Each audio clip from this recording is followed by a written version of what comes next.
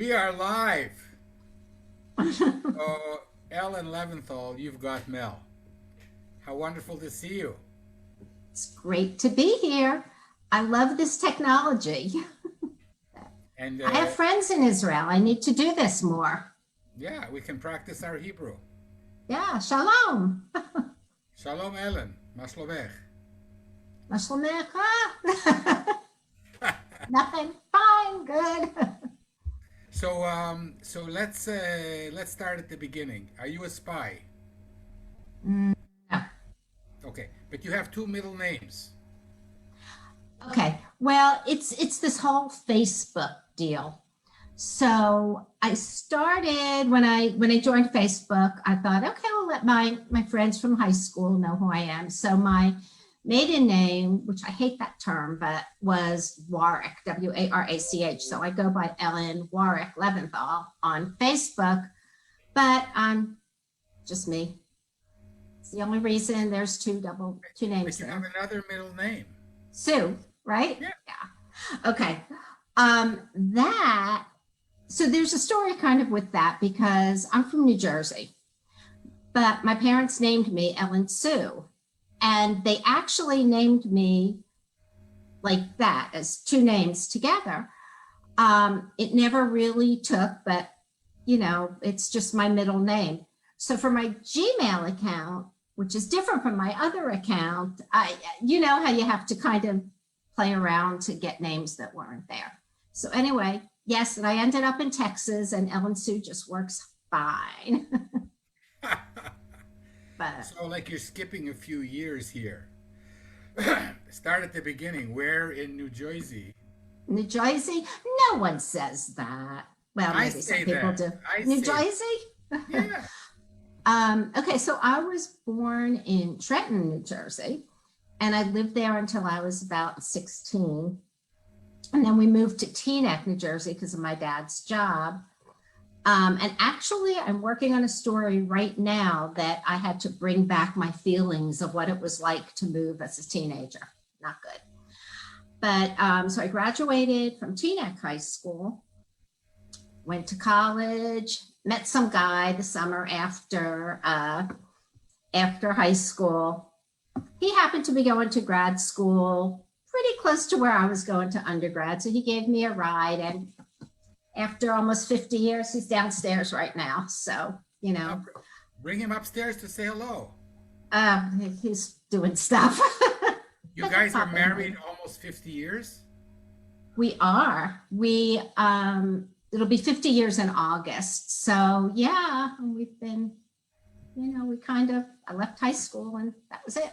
So we remind me in August and we'll have a little party for you. Oh, okay, thanks. We're hoping that by August things will settle down enough and we can at least travel or do something. But who knows? Everyone needs to be safe and do the best they can. We could But meet, anyway, then I'm we could sorry. meet in Teaneck, New Jersey, or here in Israel. Yeah, yeah. The last time I was in Israel was in 2005. We'd love to go back. It's yeah. And you didn't give me a call. No, I didn't. If I had known you then, I promise you I would have. I do have some Wh- friends there. When did this bug of writing for children start to infect you? You know, I always wrote. I was even the kid who would, if we were having a little party, I'd write the poems and things. And then, especially once I started teaching, I taught for many, many, many years. And I sometimes thought the curriculum was a little boring. So I would change it and make it up so the kids would have more ownership of it. And also it was more exciting. And then I was teaching with my friend Ellen Rothberg, who we're still really close. But we wrote our first book together because we were always saying, oh, you go to the store, it's like, I could do that, but I'm not doing it. And of course, even now I have manuscripts that I'm like, I should send it in.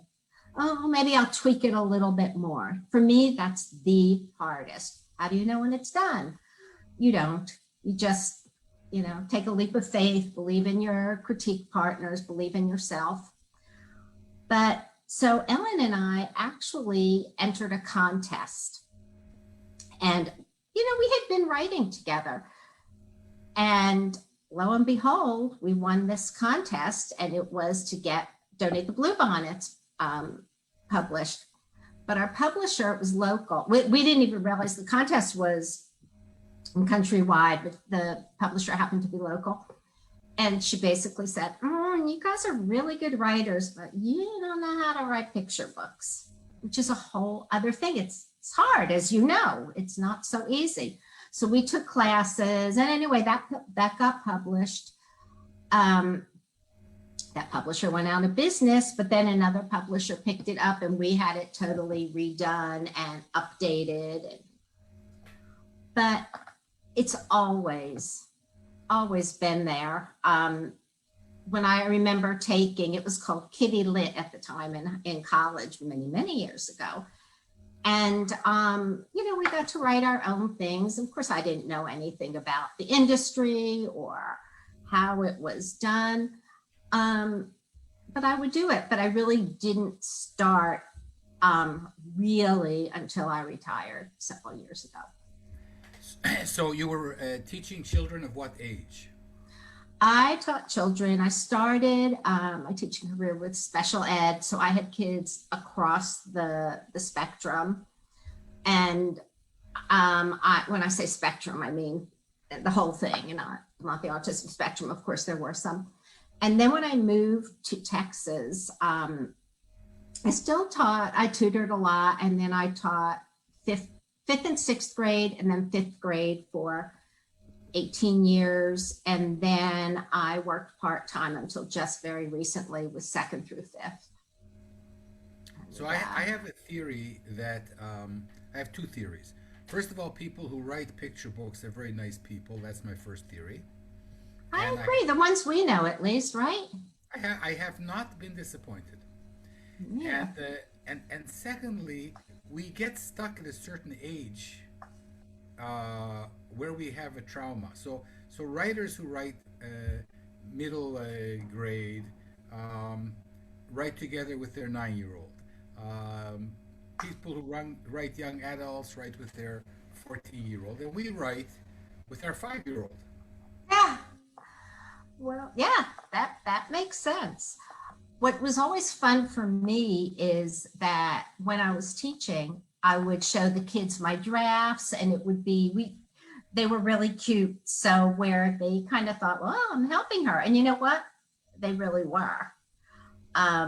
Because I had fifth grade. So when I would say, I'm writing picture books, it's for a little bit younger than you, but here, think about your little brother or little sister. Ellen, you can write what you want. And you can write stories for anybody you want. Mm-hmm. And you're writing for young children. So what about your young childhood are you exorcising here? Well, that's a great question. And it's funny because I've been working on a picture book on and off for 15 years because I just can't get it to picture book place. And it's really about my grandfather and me. And he would have, for some reason, they lived across the street from us. First, we lived with them for a while, and then we lived across the street. And he would walk outside and dogs would come. I mean, it was just amazing. So, my grandmother was feeding like all of these dogs. So I've been working on this book called Dog Magic, and I wrote it, 15 years ago. But I didn't really understand word count. It was pretty. It was a nice story, but it's not really a picture book. So I started working on it as a chapter book, and it might be that. But I think that it doesn't have to be just your childhood for the age that you're writing for. The one I'm working on now, I just got it in for my November draft for 12 by 12. it's about a little girl moving. And I, of course, I didn't move until I was 16, which was much more traumatic. But it was about our perceptions. And I remember this so well. My girlfriend stopped talking to me, or I would walk up to them in a group and then they're like, shh. So I thought for sure they were talking about me. For sure they're replacing me. And of course, they were planning a surprise party. So I'm lowering that idea. I'm giving this little girl in my book lots of imagination, not just they're not my friends. So yeah, I think we all cull from our childhood or our experiences. My new book that's coming out in April. Yes, let's talk about your new book, which Yeah, I haven't seen yet. I know. You saw did you see any of Yeah, yeah. anything? So, do you have any pictures to show us? Any? I do. Let me see. You know what? I meant to pull them down earlier. Do we have time for me to look at it? Try to get it? You mean internet stuff? Yeah. I mean, Don't I have. have it on my desktop. Where's your no? On your desktop. Okay, I can make you a co-host. Okay. But then you have Let to be me, nice to me. yeah. All right. So I have to do this first. I'm going to minimize. Okay. Yeah, I think. And then I'm going You to, don't have anything made out of paper to show people to not brag yet, about? not yet, but I have, that's going to come soon, I think. Let's see. You can share screen if you want to. Yeah. Okay. That's great. Okay. So this, I have to get back to you. Ah,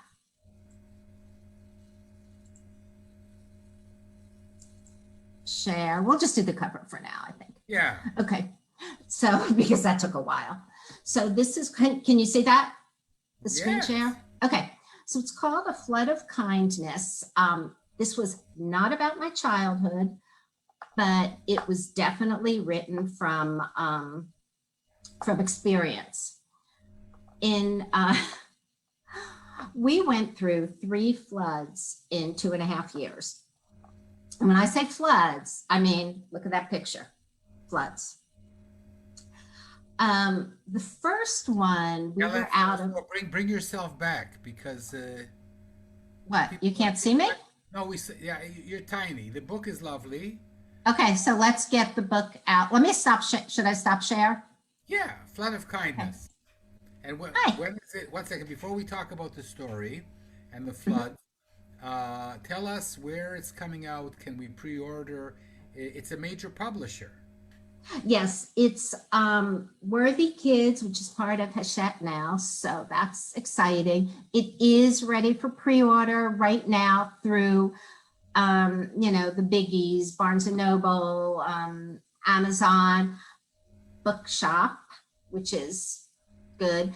Um, I'll be telling people on the internet as soon as I know for sure what Okay. little indie bookstores. Underneath the video, you'll be able to share the link, and Okay. of course, I will do my best to tell people about it. And now here's your opportunity. So, 3 floods within a very short period of time. Yes. Okay. Um, anyway, so we were out of town for the first one, and we come back, and pretty much everything was lost.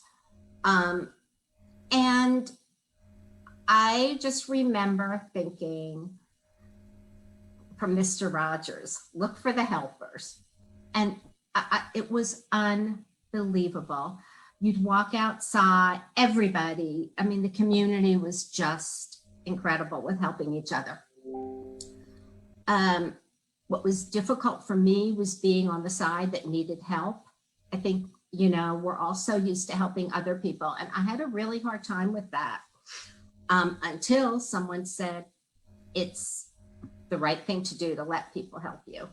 And I was like, oh, okay. Anyway, so we fixed up the house, That was May 2015. April 2016, we flooded again. And we had never flooded. And this time it wasn't that bad. The house that you're in right now? No, the house that we had to knock down Because eventually. this one, I didn't want to say anything, but it looks like a beautiful house. Thank you. And it's high off the ground now. Well done. Yeah, like we didn't have much of a choice. And then you probably heard of Hurricane Harvey in 2017. So it was boom, boom, boom. We had no choice. We couldn't sell the lot. We couldn't do anything. But, you know, talking about our anniversary, the first day we could get back into our house was our anniversary when we picked up our wedding album, and it was gone. Nothing. But the whole time I kept thinking, I mean, it sounds hokey, but there are always, always, always people worse off than you. And what helped me heal was having the ability to help other people. And I was teaching at the time, part-time, and a lot of my kids had gone through the same thing. So I talked and I spoke to a lot of kids, some who had been in shelters, and some who were lucky like us. We were able to go to my son's house. And eventually they did not want to talk about it right away. It happened in August. And by the time we were able to go back to school, it's like, no, we're Harvey'd out. And we talked about how they could feel better. And through the year, I found out they also felt that when they were able to do things, like even for their siblings. One said, oh, I gave, you know, my teddy bear survived and I gave it to my little sister. And I was like, oh, it's a story. And that's what it is. It's a story of validating this kid's anger and concern, and you know, really the why me situation, and how my narrative arc is how she kind of goes through these feelings. And at the end, I'll tell you, the first line is, the night the river jumped its banks, everything changed. The last line is, and for the first time since the river jumped its banks, Charlotte smiled. So based on reality, based on interviews, and, you know, I think we've all learned that, you know, again, it does sound hokey, but I truly believe it is, that acts of kindness help both people. You know, it's how you can take a horrible situation and maybe not turn it around, but make it bearable, and to listen to people. I mean, the kid in my book, you know, I think she felt not listened to in the beginning. No, but you know, the girl is also you, Ellen. Oh yeah. Yeah. You know, it's a sense of hope, of hopelessness, but more helplessness. Like, what can I do? Because there was a point that I couldn't help anyone. I had to deal with the fact that I had no house. I mean, it's, when you see the water come up, it's just unbelievable. But again, on our second flood, my neighbor had raised their house already. So we went over there, and I was watching TV, and there were people who were walking with mattresses on their backs, carrying it out, trying to salvage as much as they could. And my God, I wasn't going to use my mattress anymore. You know, my mattress flooded, theirs did too. And it's just like, you know, you got to believe. I knew, yeah, it was terrible. I'm not going to say it was fun. It was terrible. But I had a place to go. I had some insurance. I didn't have to carry my mattress on my back. And that's where you realize, you know, you can always be helping other people. And the first line of your book is incredible. That verb, the river jumped its bank. Yeah, jumped its banks. Thank you. It was, and I had to make it more excuse me, uh, more global. Ours was actually a bio. Growing up in New Jersey, I never thought I'd live near a bio, but I do. And yeah, anyway. Incredible. So, This was sold by your agent. mhm. And um, how did you find an agent? ah, well, right now she's not my agent anymore because she was project by project. This was great. I entered Picture Book Party. Hmm. It's Michelle Hawk. I can never say her name. I'm sorry, Michelle, and Mindy Elise Weiss. And I thought I'm just going to give it a try. And a few agents liked it. Mary Cummings picked it up and sold it within 6 months. Now, Mary is a project by project agent. She was fabulous. She's wonderful to work with. Um, if I ever have another book that I think she'll like, I would definitely sub to her again. So, So yeah, I would definitely recommend doing all these contests.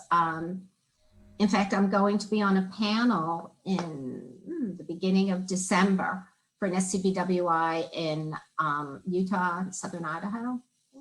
And my little group thing is I'm talking about non-traditional ways to get your work seen by the gatekeepers. And contests won.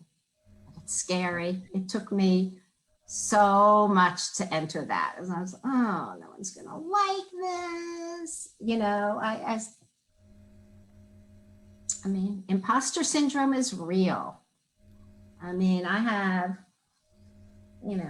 all of these. I mean, a lot of these are revisions, but not sure they're ready yet. these are all your manuscripts in waiting. Yeah, I like that. I have a lot of them. Do you? Oh yes, but I'm not there yet. I don't have an agent yet.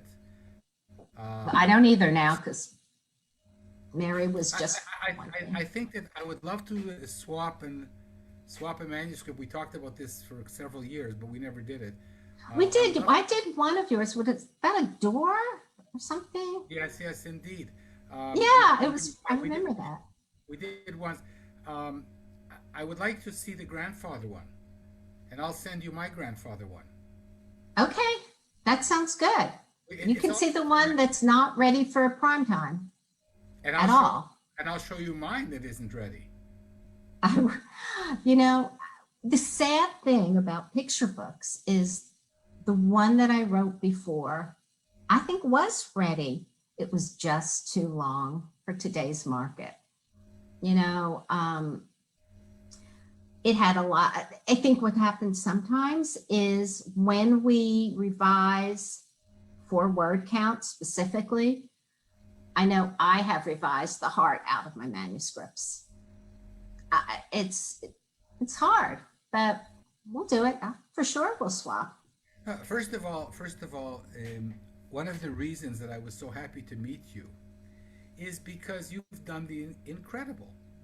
The people who are agented and who have books coming out with traditional publishers are 1 in 1,000, maybe 1 in 10,000 people who write picture book manuscripts.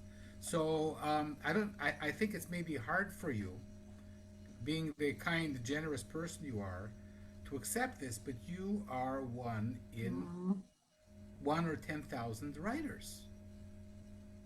Well, So, that's and one of the great things is people come on the show and they're full of generosity to explain how this happened.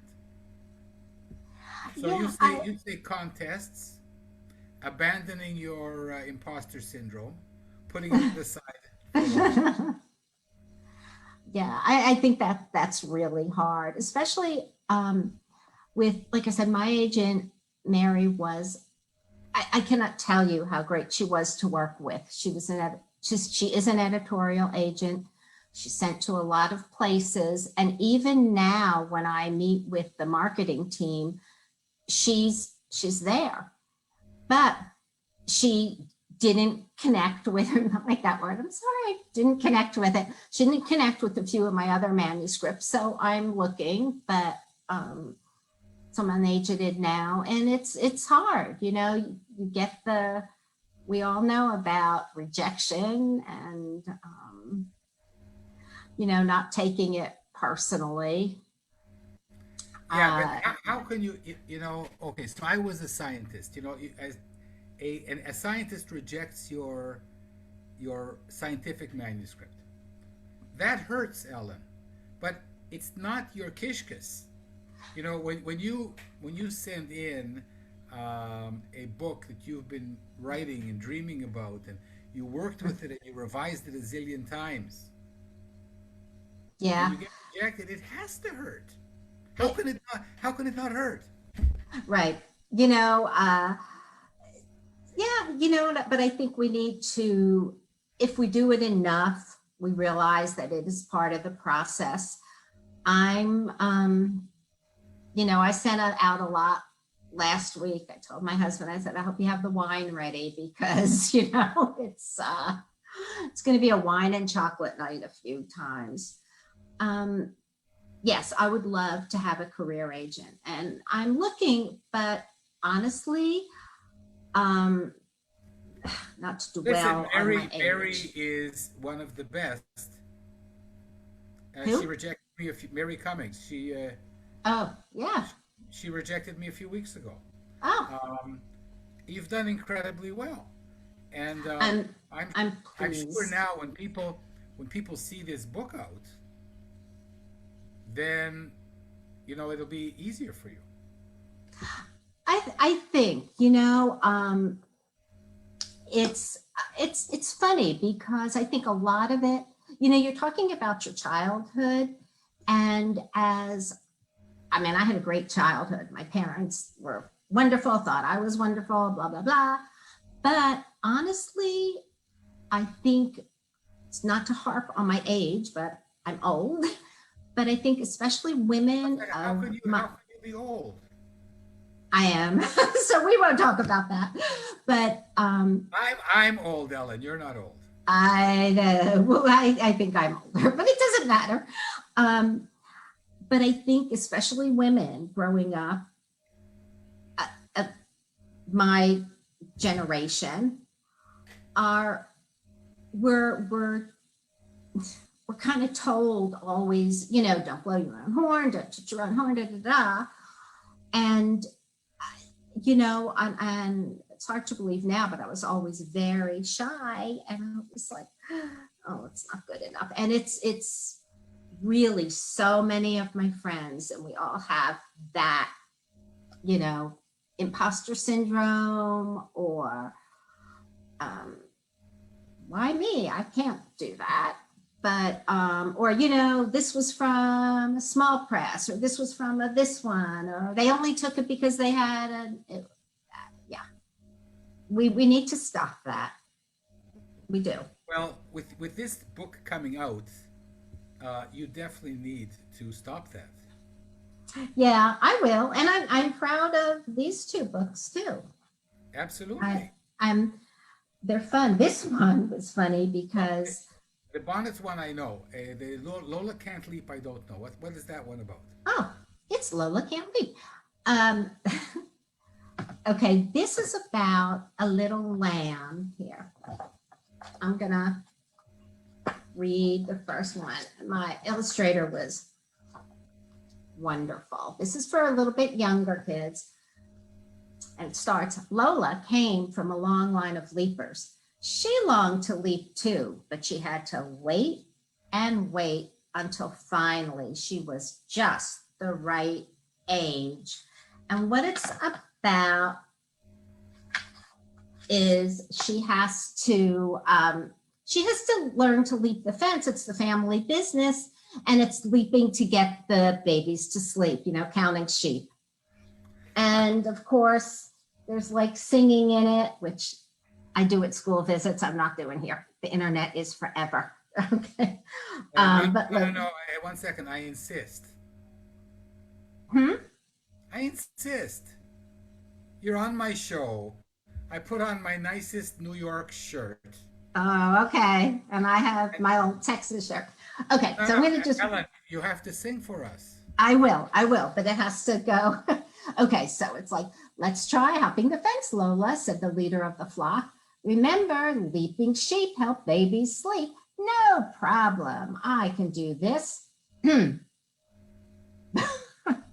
Baba lammies, once I learn to leap, babies will fall fast asleep. Lola tapped her toes, fluffed her fleece, and leaped. Now, of course, she doesn't make it over the fence. She doesn't make it over the fence. Most books would have at the end, after she tried all those times, that she makes it over the fence. She does not make it over the fence. You know, she just keeps falling no matter what she does, but she's a singer. So at this point, at the end, she finds that she hears something and the babies are awake. And so she sings again, Baba baby, you're not counting sheep. Maybe I can help you sleep, Baba baby. Of course, at schools, I sing it much slower. Hush now, baby, time to close your eyes. Stars are shining in the skies. And the last few lines is, okay, she only hears crickets chirping. She glanced at the fence, but she didn't try to jump. She tapped her toes, fluffed her fleece, and smiled. Lola never did get to the other side of the fence, but her songs did. Whoops. Wow. And that's all that mattered. So my illustrator, the whole time I was writing it, I was thinking it was humans she was trying to get to sleep. But my illustrator drew these precious little lambs.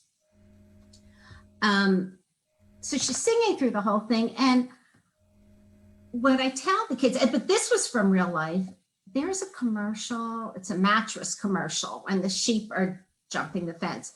And one night I said to my husband, it's a good thing I'm not a sheep, because I am super, super clumsy. And I would never get over the fence. And I thought, the sheep didn't. So when I talk to kids about it, I think, we have to let kids know that they can do what they set their mind out to do. But really, we all have our own gifts. I will never be a gymnast. I also spoke to a mom of a child who's in a wheelchair.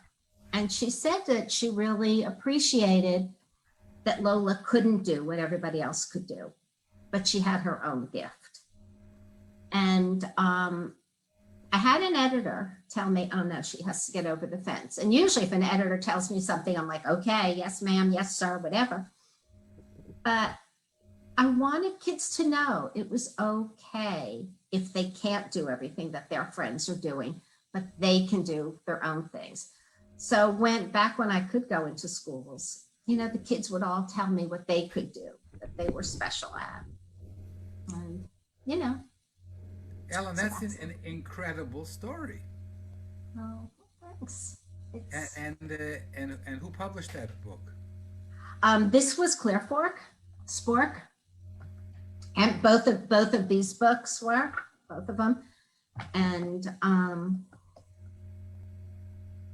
yeah, what can I say? We got to keep trying. Like Okay, you. so but you have now several feathers in your cap, including a book that's coming out with a wonderful agent and a wonderful publishing house. Yeah, I'm excited. I think Great it's illustrations based on the few I've seen. And yeah.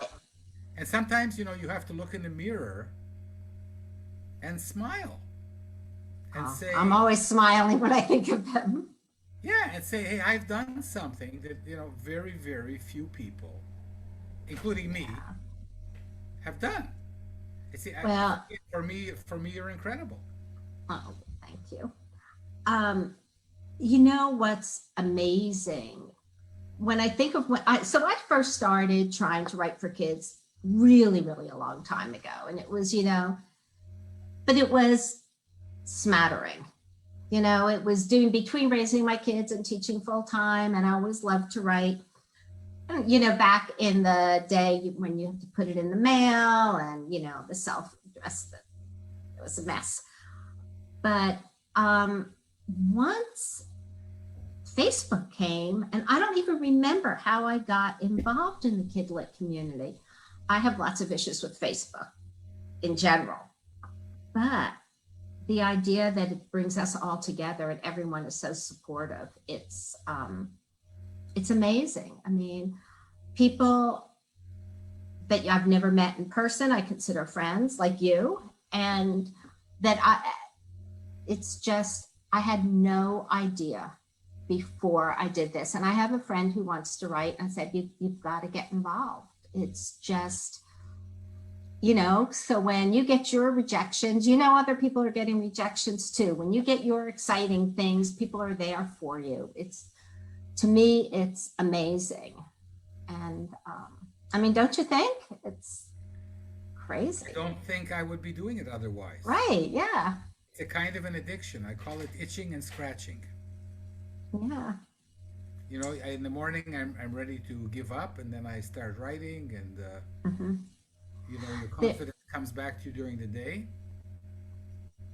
There are days though that I feel like I'm working full time and I haven't really written anything because it's doing critiques for other people, which I love, and I know it comes back tenfold. Working on marketing, uh, and then it's like I got to find time to write. And then when you sit down and you do get in the zone, there's nothing better. And then you bring it to your critique group, like, what was I thinking? One of the things that I'm not doing that I should be is working with a critique group. So I Yeah. guess that is another piece of advice: finding a critique group at your own level, more or less, people that you like working with. For whatever reason, that did not happen to me. But I'm really glad that you have good partners for critique. Yeah, I have a local group and then I have an online group. And you know, there's lots of online groups, Mel, looking for people. So, you know, and the ones that are online, as far as like what we do is we post our stories in a private Facebook page. So Mhm. something like that, you don't need to worry about the time. We have somebody from Germany in it. So you're Okay, so looking. I will apply. So we always end up our conversations, and this has been wonderful, with the Beatles. The Beatles. You like the Beatles? Love the Beatles. Okay. Again, I'm a woman of a certain age who grew up in the United States. I love the Beatles. Okay. Do you have a favorite Beatles song? Oh, there's so many. No, not really. I love most of them. Well, let's say you had Let's to see. pick one right now. Um, well, considering what we've been talking about, I got a little help from my friends. You know, Okay. that one. I And like that one. you know, What's the name of it? it's what would you do if I sang out of tune Oh, yeah. with a What little would help you from my friend? do if I found Yeah, what's out that? you? Hold Or on, is that hold on. when I'm 64? So that's another one. What would you do if I sang out of tune? And I want to, but there is a very important lesson here. It's the imposter syndrome all over again. It's your beautiful story about singing to the sheep going to sleep rather than jumping over the fence like Yeah. everybody. So, Ellen, this um, has been wonderful. I've been dying to meet you, and I'm so happy that this finally happened. well, And I thank hope you. you won't be angry with me for asking you to sing a little bit of that song. Will you sing it with me? Yes, Okay. Do we remember how it, it wait a doesn't minute, matter. is, What would you do, do, do? do, if I sang out of tune, would you? Something Stand and up, stand up and walk out on walk it. me. Da da da da da Hand da me da your da love. da. Would I you? will, I I will forget try. the words. Will you I give get me? by with little help from my friends. That's how it would end. Well, listen, this has been incredible. Is there anything that I haven't asked you? No, no, thanks for listening to me ramble. And it's been great to see you. It's It incredible was, meeting people like you who are on the way.